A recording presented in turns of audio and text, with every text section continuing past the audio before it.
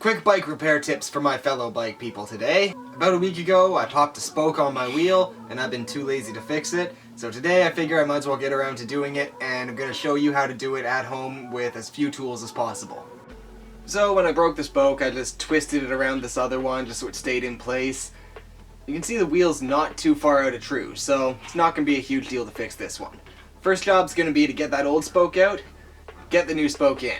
If you don't have any broken spokes and your wheel's just a little bit warped, you can kind of skip through this bit.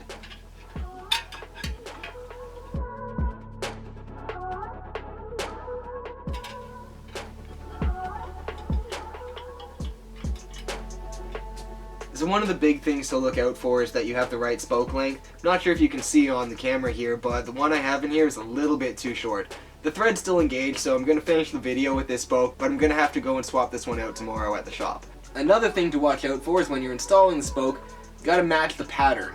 Normally each spoke will cross 3 different spokes, under 2, over 1, or vice versa. Some wheels use different lacing patterns, but 3 cross is traditional. You just got to match up what's already on your wheel. If you have to bend the spoke a little bit to get it under or over another one, that's okay. A little bit of a bend won't hurt your spoke. Alright, so straightening your wheel, adjusting the spokes, that's called truing your wheel. Making it true is making it straight. First thing you're going to need is one of these babies. This is a truing key. This one is from Pedro's. It's a brand I really like. You can get them from basically every bike brand out there. You can get them from bike shops, you can get them from department stores, you can get them online. They're not very expensive. Usually they max out at around $20. So without having a proper truing stand, you're going to want to hold your spoke key right here against the rim and give it a spin, and look at the light gap in between the rim and the spoke key. So it kind of grows and shrinks. The part where it grows, so it goes away from the spoke key, that means you're going to have to tighten the spokes on this side. If you look at the hub, some of the spokes come down from this side, some come down from the other side. So again, if the rim is moving away from the spoke key, you need to tighten the ones on the same side as the spoke key. Now you notice I still have my tire on here. This is a double wall rim. That means there's a gap between where the spokes end and where the rim strip and the inner tube sit against the rim. If you have a single wall rim, or if you're not sure what kind of rim you have, it's a good idea to let the pressure out of the tire so that the tire's not pressed directly against the spokes. So we can see right here the gap grows, so I'm going to tighten these 2 spokes that are coming down from this side.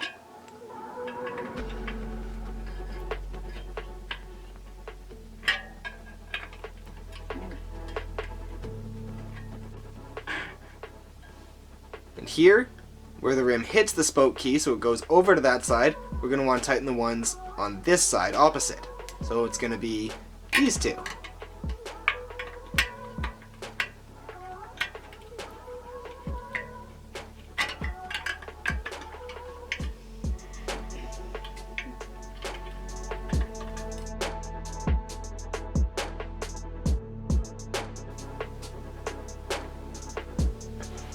So now that rim is spinning nice and true side to side.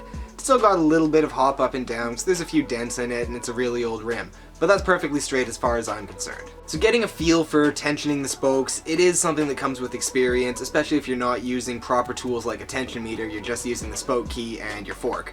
In general, you want to feel them out to be relatively the same tension. If one feels really tight and hard to turn, and maybe that one is already too tight, and to achieve that same effect you need to tighten the one next to it, or something like that. You gain a feel for it with experience, but a minor true is something you should be able to handle on your own without much experience to begin with. So yeah, that's the quick and easy at-home version of straightening or truing a wheel. So before I go, I got one last little tip for you. I know when I got into doing wheels, it was really tricky to remember which direction was tightening and which direction was loosening. The easy way to remember it is these are traditional right-hand threads, so righty-tighty, lefty-loosey applies.